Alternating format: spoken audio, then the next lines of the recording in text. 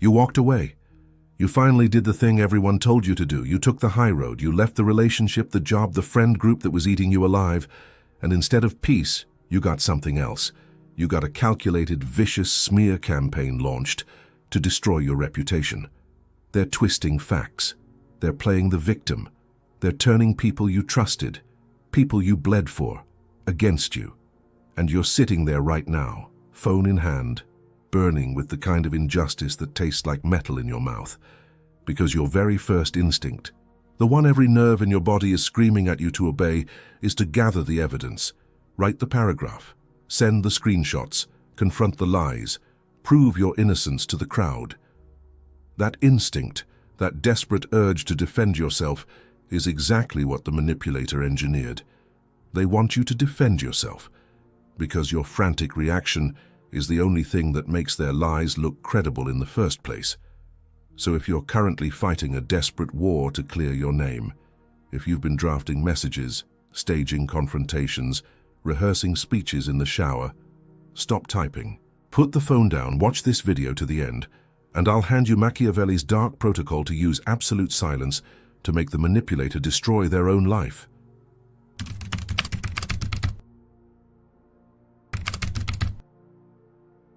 You lend weight to the accusation. That's the part that should stop you cold. Every single word you've drafted in your own defense, every paragraph you've sent, every explanation you've given to a mutual friend who just wanted to hear your side, none of it has cleared your name. It has reinforced the accusation. It has made the lie bigger. Because in the psychology of the crowd, innocent people don't frantically explain themselves. Innocent people don't need to. The moment you step into the arena to debate the lie, you've elevated the liar to your equal. You've agreed that this is a conversation worth having, and once that frame is set, you can't win. No matter how true your evidence is, no matter how airtight your story is, you can't win. Because you're no longer the subject, you're the defendant.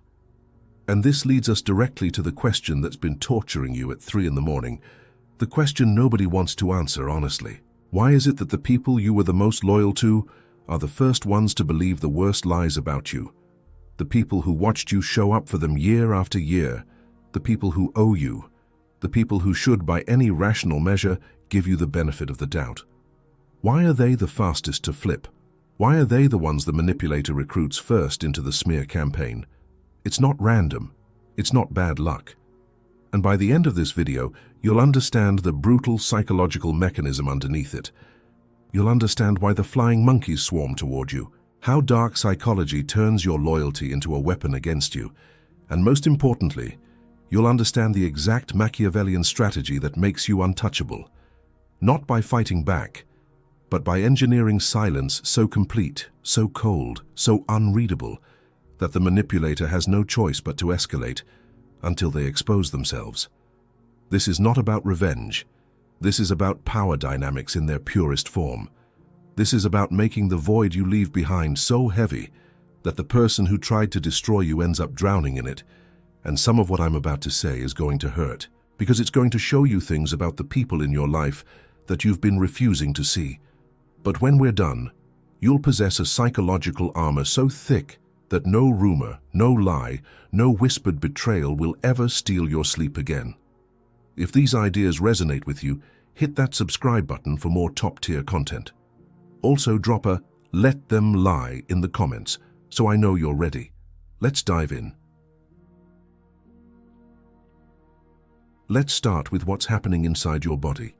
Because if you understand the biology of what you're feeling, you can finally stop being controlled by it. When someone launches a smear campaign against you, your nervous system doesn't treat it as a social problem. It treats it as a survival threat. Deep in your ancient brain, being cast out of the tribe meant death, no food, no protection, no chance of reproduction. So when you hear that people are spreading lies about you, when you feel your reputation hemorrhaging in group chats you can't see, your body floods with adrenaline and cortisol, your hands shake, your chest tightens, your mind races through every possible response. That's not weakness. That's 300,000 years of evolution screaming at you to fix this before the tribe turns on you completely. And the manipulator, whether consciously or instinctively, is exploiting that ancient terror. Here's the dark psychology underneath every smear campaign you'll ever face. Manipulators don't spread lies because they believe the lies will stick permanently. They spread lies to provoke a reaction, your reaction. Because the moment you react, the moment you panic, defend, explain, confront, you've given them exactly what they needed.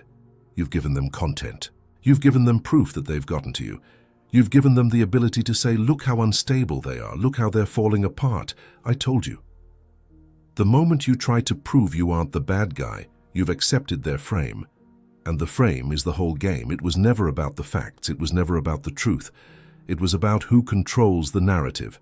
And by engaging, you've handed them the microphone and sat down in the audience. The manipulator isn't trying to convince rational people with your rational rebuttal. That's not their audience. Their audience is the emotionally primed crowd. People who already wanted to feel something about you. People who already had quiet resentments. People who were looking for a reason to disconnect. And for those people, the specifics of the story don't matter. What matters is the emotional texture. Your defense doesn't register as logic. It registers as desperation. And desperation, in the courtroom of public opinion, looks exactly like guilt. So let me say it plainly. A king doesn't descend from the throne to debate a peasant in the mud. The moment you engage, you're no longer the king. You're the peasant. And every word you speak in your own defense is another handful of mud thrown on your own crown. I know what you're thinking. But I can't just do nothing. My reputation is on fire. My career could be affected. My family might hear this. And I hear you. The urge to put out the fire is overwhelming. But doing nothing feels impossible precisely because you don't yet understand how to channel that rage into strategy. You haven't been shown the mechanism. You think silence is surrender. It's not. Silence, when wielded correctly, is the most devastating manipulation defense in existence. I'll show you exactly how to weaponize it in a moment. But first, you need to understand something darker about why this is happening to you in the first place. Because this was never really about you. This is about what you represent to the manipulator. You represent a leak in their narrative. You're the witness who walked away still standing. You're the person who saw through the performance. And every manipulator knows that if they don't destroy your credibility first, your mere existence, your calm, your peace, your refusal to play their games, becomes a mirror that reveals who they really are. The smear campaign isn't proof of their strength. It's the frantic flailing of an animal losing control. They're not attacking you because they're powerful. They're attacking you because they're terrified of what you know. And this brings us to something you've been feeling but haven't had the language for. The worst betrayal in a smear campaign isn't the manipulator's lies. It's the people who believe them. The people you thought you could count on. The ones who knew you. The ones who should have defended you. And when they don't, when they go silent, or worse, when they join the narrative, something inside you breaks. Because you realize you've been wrong about who those people actually were. And that realization is the knife we have to pull out next. Now we go into the wound nobody will help you look at. You've spent hours, maybe days, maybe weeks torturing yourself with the same question. How could they believe it? After everything I did for them? After all the years, the favors, the loyalty, the 2 a.m. phone calls when their lives were falling apart? How could they turn on me this fast? I'm going to answer that now. And brace yourself, because the answer is one of the coldest truths in dark psychology. The people who flip on you fastest aren't the strangers. They're the ones you were most loyal to. And there's a specific architectural reason for that. When you pour yourself into someone, when you show up relentlessly, when you give without expectation, when you're the emotional labor in the relationship, you create something that feels like a debt. But here's the problem. You feel it as gratitude. They feel it as weight. Because most people, deep down, don't actually like being indebted. It activates something uncomfortable in them. A subtle resentment they can't quite articulate. A feeling that they owe you something they can never pay back. And manipulators, this is their dark genius, are exquisitely skilled at sensing that hidden resentment. They find it, they name it, they give the person permission to feel it openly. The smear campaign is the excuse those people have been quietly waiting for. It lets them transmute their silent discomfort, with owing you into a socially acceptable narrative. Well, I always felt like something was off. Now that you mention it, they were a little controlling. I didn't want to say anything, but you didn't lose those people because of the lies. You lost them because the lies gave them permission to do what they already wanted to do. The manipulator didn't poison the well. The well was already poisoned. They just pulled back the curtain. Anyone who believes a rumor about you without hearing your side was looking for an excuse to betray you anyway. That's the key that unlocks the cage of your self-blame. It was never your job to be so perfect, so generous, so endlessly forgiving that nobody could possibly turn on you. That was a fantasy you were sold. The truth is harder. Most human beings will always choose the story that justifies their lowest instincts. And when someone hands them a ready-made narrative that lets them abandon you without looking like the bad guy, they'll take it. Every single time. And I know how that lands. I know it feels like someone reached into your chest and adjusted the furniture. Because if this is true, then every friendship you thought you had needs to be re-evaluated. Every family dynamic needs to be reassessed. Every mutual connection who's currently going quiet or distant needs to be seen clearly, without the rose-colored lens you've been looking through for years. This next realization is going to hurt, but it will sever your attachment to those fake friends forever. The people in your life who are now watching this smear campaign unfold and staying neutral, the ones who don't want to get involved, who love both of you, who can't really take a side, those are not neutral parties. Neutrality in the face of a public assassination attempt against someone you supposedly love is not friendship. It's cowardice dressed up in diplomatic language. And it is, functionally, a betrayal. Because their silence is being used as evidence against you. Their non-response is being spun into, see, even their own friends aren't defending them. The manipulator is counting on their cowardice, and their cowardice is obliging. You didn't lose your friend group. The trash simply took itself out. That's not bitterness, that's recognition. That's you finally seeing the social architecture that's been invisible to you because you were too loyal, too trusting, too focused on being good to notice that most of the people around you were positioned purely by convenience. They weren't there for you. They were there for what you provided. And now that the manipulator has offered them a cleaner option, a version of you they can stop feeling obligated to, they're taking it. This is the most important shift I can give you in this entire video. You have to stop grieving the loss of people who were never really yours. You have to stop trying to explain yourself to a jury that was rigged before the trial began. Every second you spend agonizing over why they believed the lies is a second you're not spending on the only thing that actually matters, the strategy that makes you untouchable from this moment forward. And that strategy begins with something that's going to feel counterintuitive, almost unbearable at first. But once you see how it works, once you see the psychological earthquake it triggers inside the manipulator, you'll never go back to defending yourself again. This is the heart of everything. This is the Machiavellian principle that, if you apply it correctly, ends the war without you ever firing a shot. It's called the vacuum effect, and you need to understand it at a cellular level. When someone launches a smear campaign, they need oxygen. They need your reaction.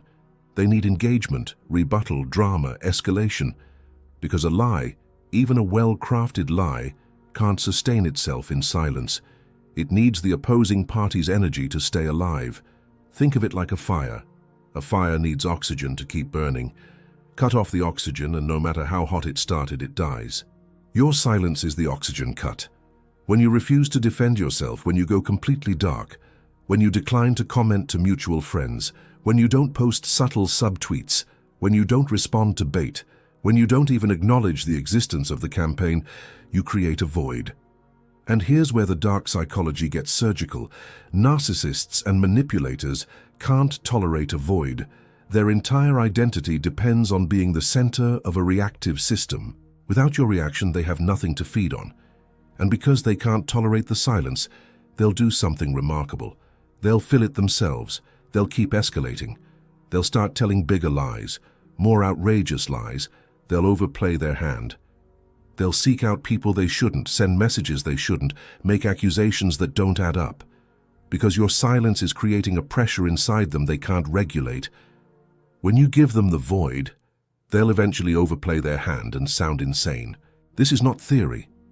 This is a predictable psychological pattern, and it happens because manipulators at their core are deeply dysregulated people who rely on external chaos to feel alive. When you remove yourself as their chaos source, they have to manufacture it elsewhere. And manufactured chaos always looks different from reactive chaos. It looks desperate, it looks unhinged, it looks exactly like what they were trying to paint you as. There's an exact psychological break that happens in a manipulator's brain when you refuse to defend yourself. It happens because your silence violates every script they've been running since childhood. Their entire manipulation operating system is built on the assumption that if they apply enough pressure, the target will crack, react, and give them material to work with. When you don't crack, when the pressure just disappears into a vacuum, their programming starts to malfunction. They become obsessed. They check your social media. They ask mutual friends about you. They start to dominate conversations with your name. They become, in the eyes of everyone watching, the person who can't stop talking about you. And that's when everyone starts to notice. Because silence is loud, silence draws attention. When one person is visibly consumed with another person who is visibly at peace, the audience instinctively understands who the real problem is. They don't need to be told, they can see it. This is why Machiavelli's principle is so devastating. You don't have to convince anyone. You don't have to prove anything. You just have to refuse to enter the arena. And over time, days, weeks, sometimes months, the manipulator will build the case against themselves with a thoroughness you could never have matched. Now I can feel the resistance. I can feel you thinking, but what if the lies threaten my career? What if it affects my family? What if it reaches people I actually care about? Those are legitimate questions, because silence isn't the answer in every single context. Silence at the social level is absolute. But silence at the professional or legal level requires something more surgical, the law of asymmetry, and we're going to get there. But first, you have to handle the group of people who are currently poisoned against you, the ones who are being weaponized by the manipulator. Because if you make one fatal mistake with these people, the manipulator wins instantly. In dark psychology, there's a term for the people who do a manipulator's dirty work. They're called flying monkeys, and right now you have a swarm of them in your life. Some of them don't even know they're flying monkeys. They think they're just being good friends. They think they're just passing along concerns. They think they're just checking in. But they're not. They're the delivery system. They're the extension of the manipulator's reach into parts of your life the manipulator can't access directly. Here's how you identify a flying monkey with complete clarity. A flying monkey is anyone who brings you information about the smear campaign and then waits to see how you react. That's the tell. Genuine friends, when they hear something ugly about you, have one of two responses. Either they don't believe it and they simply don't bring it to you, or they come to you briefly, offer their support without interrogation, and change the subject. What flying monkeys do is different. They relay, they probe, they ask leading questions. They want to know what you're going to say, because they're going to take whatever you say and carry it back, either directly to the manipulator or to the wider group as content for the ongoing narrative. The mistake 99% of victims make with flying monkeys is trying to explain themselves. You think you're clearing the air, you think you're giving this person the truth so they can share it. You're not.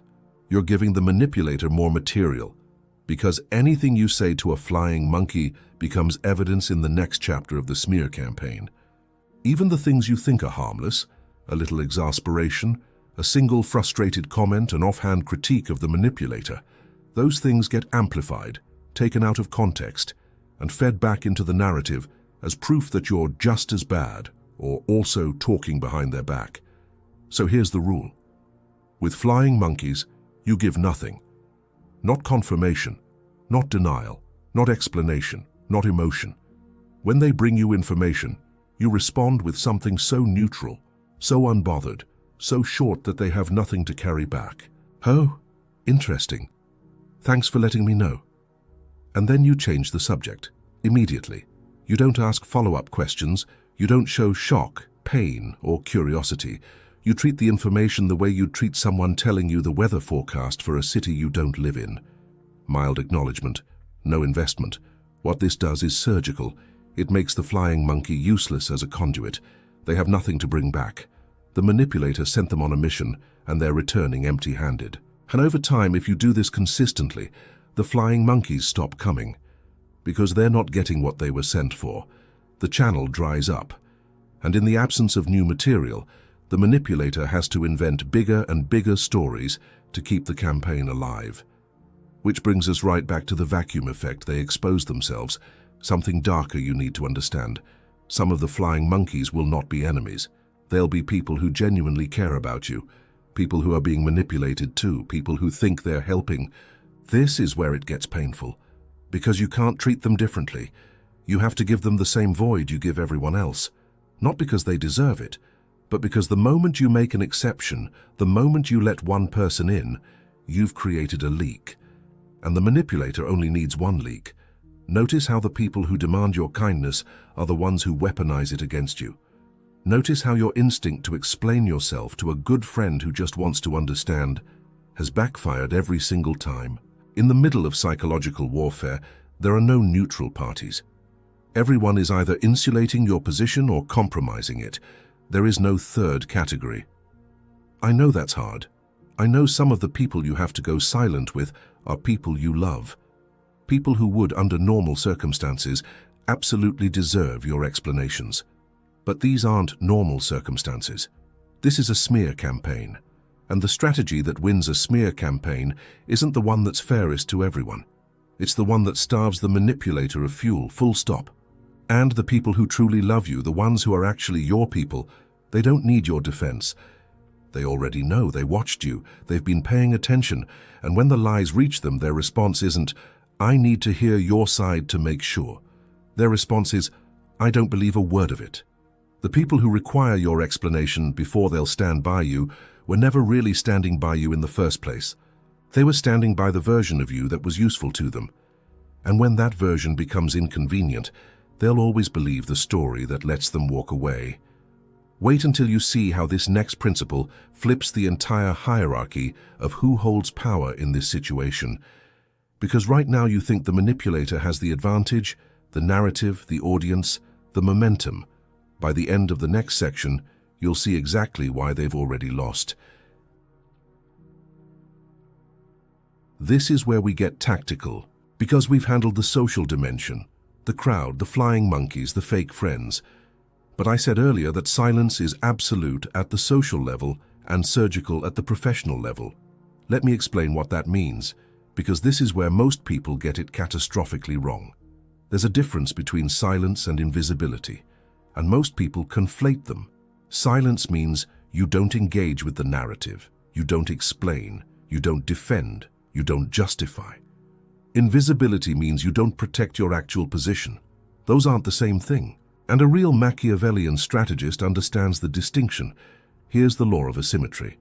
Your response to a smear campaign should be asymmetrical to the attack.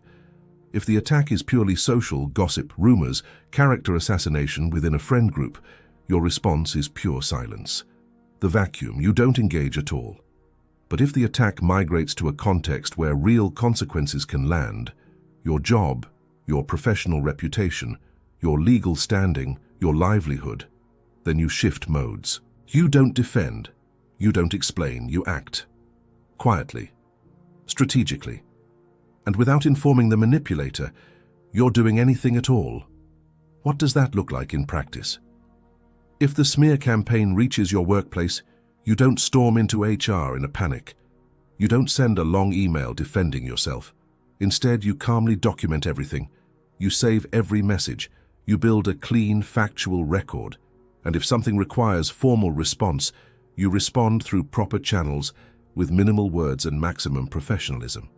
The key distinction is this: you're not trying to convince anyone. You're simply creating a record. The record itself is the defense, and the record speaks louder than any emotional explanation ever could. If there's a potential legal dimension, defamation, false accusations that could affect your career, you don't post about it online. You don't discuss it with mutual friends. You consult a professional. Once. Quietly. and you let them handle the formal process. The manipulator doesn't need to know anything is happening. In fact, the less they know, the better. Because strategic action performed in silence is far more powerful than dramatic action performed in public. And this is the piece that separates amateur players from real strategists. Amateurs think that if they don't yell, they're not fighting. That if they don't post, they're losing the narrative. That if they don't explain, nobody will know the truth. Real strategists understand that the loudest moves are usually the weakest ones, and that the people who win wars of reputation are the ones whose counter-moves don't look like counter-moves. They look like calm.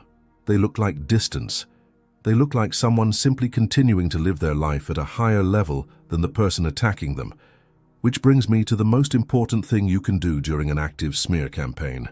With every ounce of discipline you have, pour your energy into making your life visibly better, not to spite the manipulator, not to prove anything, because your visible thriving is by itself the most devastating counter-narrative that exists. While the manipulator is obsessively working to destroy you, you're publicly, visibly, calmly succeeding. You're at events. You're with people who actually matter. You look rested. You look composed. You look like someone who doesn't even know there's a war happening.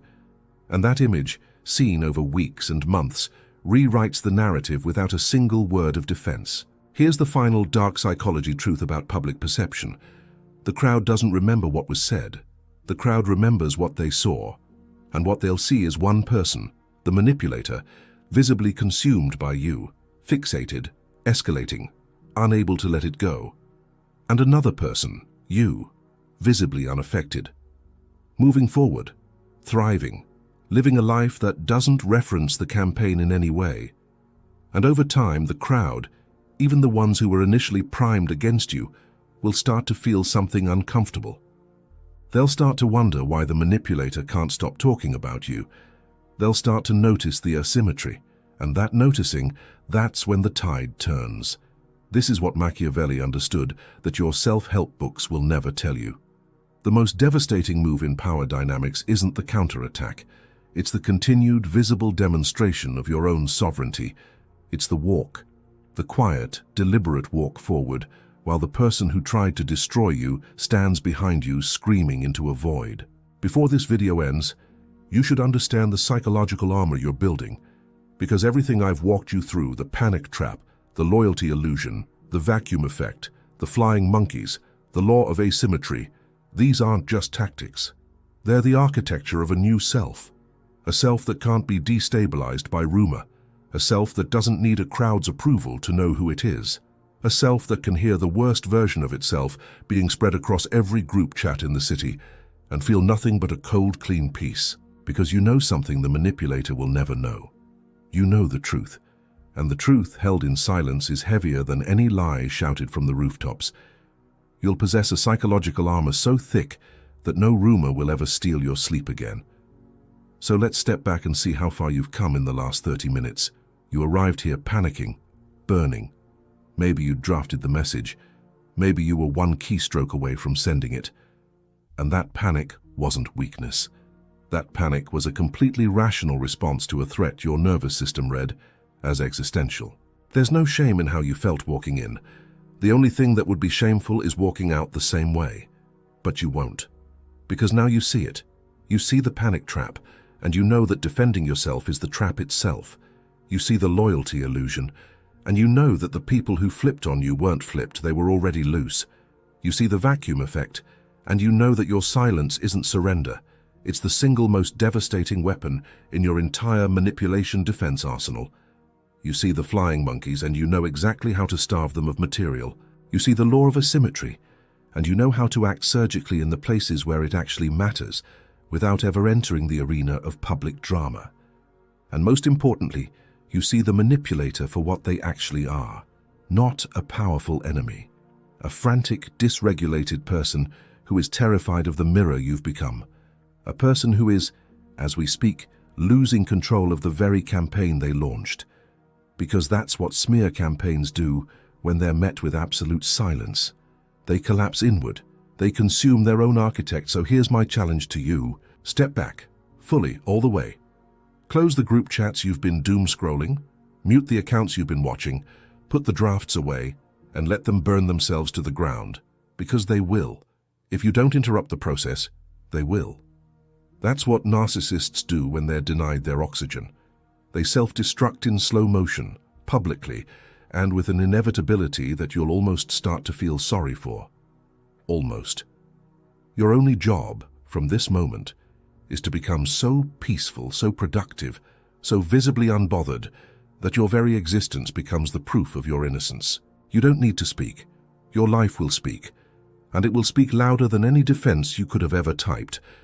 If this video reached something real inside you, if it gave you permission to finally stop fighting a war that was engineered to exhaust you, do one thing. Drop a comment. Just 3 words. Let them lie. Because writing those words is the first act of your new operating system. It's the moment you publicly, in text, in ink, release the grip. You let go of the need to control the narrative.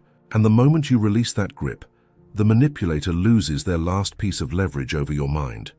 And if you're serious about this, if you understand that what you've heard today isn't just another video, but the beginning of a fundamentally different way of existing, then subscribe. Not for me, for you, because what we decode on this channel is content you won't find anywhere else. This is the only place where dark psychology, Machiavellian strategy, and the hidden mechanics of power dynamics are broken down specifically for people like you, people who are tired of being the target, tired of being the explanation, tired of being the nice one who finishes last. Every video here is another layer of armor. Every concept is another piece of the fortress.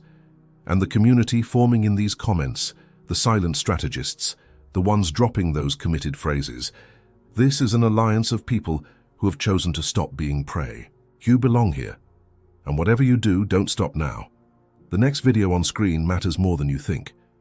In our next transmission, we decode the dark empath, the most dangerous personality type alive, the one who studied your wounds with the kind of precision most people reserve for careers.